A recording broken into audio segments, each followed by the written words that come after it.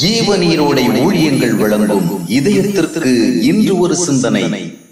தேவ பயம். பிரகாஷ் தன் தந்தைக்கு மிகவும் பயப்படுகின்றவன். தந்தையிடம் மிகவும் மரியாதையாக நடந்து கொள்கின்றவன். ஆனால் அவன் இப்போது நண்பர்களோடு ஊர் சுற்றுகின்றான். இரவு நெடுநேரம் டிவி பார்க்கின்றான். மொபைல் போனில் அரட்டை அடிக்கின்றான். தந்தை விரும்பாத பல காரியங்களை செய்கின்றான். ஏனெனில் அவனுடைய தந்தை இப்போது அமெரிக்காவில் இருக்கிறார். அவர் ஊரில் இருந்தால் அவன் இது போன்ற காரியங்களை செய்ய மாட்டான். ஆம், தந்தைக்கு பயப்படுகிறவனாய் இருந்தும் தந்தை உடனிராமல் வெகு தூரத்தில் இருப்பதால் அந்த பயம் தவறான விஷயங்களை தவிர்க்க அவனுக்கு உதவவில்லை. உங்களுக்கு தேவ பயம் இருக்கலாம். உங்களுக்கு தேவன் மேல் உயர்ந்த மரியாதை உணர்வு இருக்கலாம். ஆயினும் உங்களால் தேவனுக்கு பிரியமில்லாத பல விஷயங்களை தவிர்க்க இயலாமல் போகிறதா?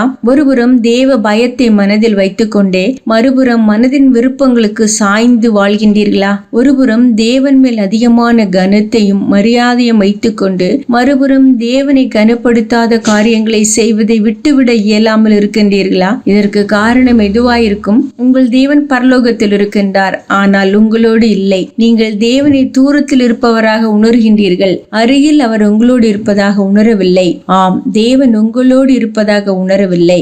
ஆம், தேவன் உங்களோடு இருந்து அந்த தேவ பிரசன்னத்தை நீங்கள் உணர வேண்டும். அப்பொழுதுதான் தேவ பயம் தவறுகளை தவிர்க்க உங்களுக்கு உதவி செய்யும். தேவ பிரசன்னத்தில் வாழ்கின்ற நிச்சயத்தையும் அனுபவத்தையும் உடையவர்கள்தான் உண்மையான தேவ பயமுடையவர்களாய் இருக்க முடியும். அவர்கள்தான் தங்களோடு இருக்கும் தேவனை விசனப்படுத்திவிடக் கூடாதே என்ற உணர்வுடன் தவறுகளை தவிர்க்கும் ஒந்துதலையும் உறுதியையும் உடையவர்களாய் இருப்பார்கள். யோசேப்பு தேவ பயமுடையவன் மட்டுமல்ல, அவன் தேவ சமூகத்தில் வாழ்ந்தவன்.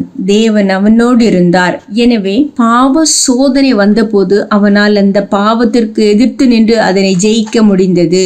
சிந்தனைக்கு, இறைவனுக்கு கீழ்ப்படிய நீ கற்றுக்கொள். பாவத்தை கீழ்ப்படுத்தும் பலத்தை அதனால் பெற்றுக்கொள். இறைவனுக்கு கீழ்ப்படிய நீ கற்றுக்கொள். பாவத்தை கீழ்ப்படுத்தும் பலத்தை அதனால் பெற்றுக்கொள்.